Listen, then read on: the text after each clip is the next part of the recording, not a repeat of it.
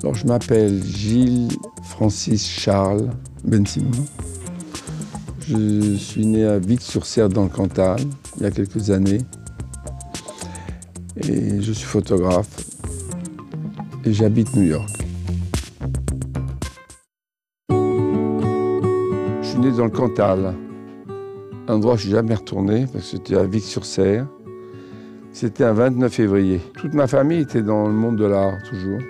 J'ai eu une dyslexie profonde quand je suis né, donc ma mère pensait que si je dessinais, en tout cas, je pourrais m'exprimer avec plus de facilité.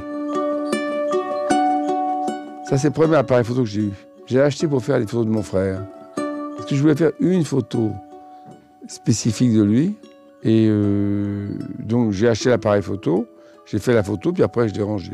J'avais dit à mon père que je voulais être photographe, et il trouvait ça épouvantable, il trouvait que c'était une très mauvaise idée. Je lui ai dit, bon, il m'a dit, c'est d'une grande vulgarité, c'est pas possible de faire ça. Et j'ai travaillé tout de suite pour elle, bizarrement. C'était la fiancée que j'avais à l'époque qui m'a convaincu. J'ai fait des photos, puis j'ai eu rendez-vous où pour dessiner. Et en fait, il m'a donné des photos à faire. Voilà. Ça s'est pas très bien passé au début parce que je crois que je me suis fâché avec le art directeur. J'étais assez violent. Je crois que j'ai fait quelque chose que je n'aurais pas dû faire. J'ai mieux oublié peut-être. Après, je suis parti d'UL.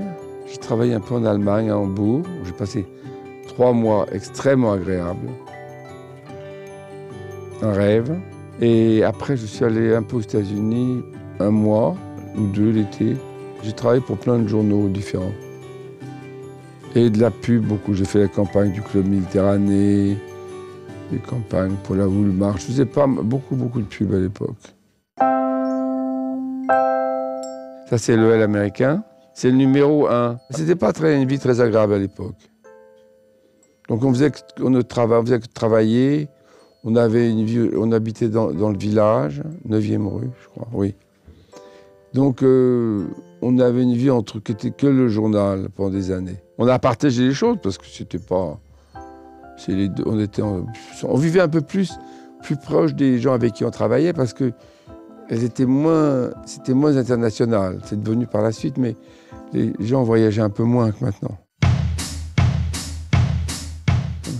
Ça, c'était avec elle, qui est un amour toujours, que je m'entends toujours très bien. Très brillante.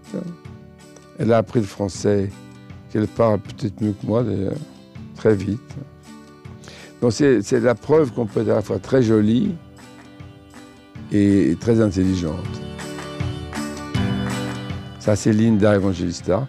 Et bizarrement, elle n'aimait pas beaucoup cette photo, parce qu'elle aurait aimé d'elle une photo plus sophistiquée, mais je trouve que c'est elle où elle est plus la Linda que j'aime bien, où elle était une jeune fille.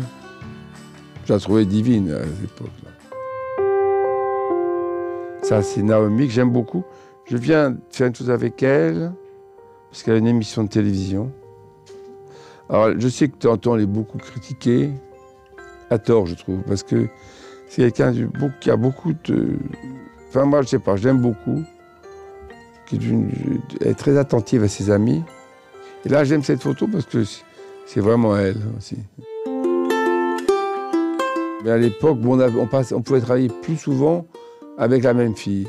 Maintenant, c'est un peu difficile. Les plus belles sont très demandées. Donc les avoir, c'est vraiment une chance. Je suis au Brésil. Et ça, c'est une robe qui était une robe faite par un Brésilien. Et qui était un ami de Madame Lagardère, de Betty Lagardère, qui m'a dit « Il faut absolument que tu photographies la robe de mon copain ». Donc j'ai photographié et à la fin j'ai rigolé parce que j'ai demandé à Gisèle de mettre sa robe sur sa tête. C'est pas la robe, elle n'est pas comme ça. En fait, elle a mis sa robe sur la tête. J'aurais dû reculer un peu. Ça, c'est une chose que j'aime beaucoup de Charlize Theron parce que je lui ai demandé, je lui ai dit, mais tu es une actrice, est-ce que si elle pouvait pleurer? Elle m'a dit, mais bien sûr, je peux pleurer. Je dit, il faudrait le prouver. Alors, elle a choisi une musique, elle a attendu un petit peu. Elle a réussi à pleurer. Mais après, elle n'a pas pu s'arrêter. Ça, c'est Inès.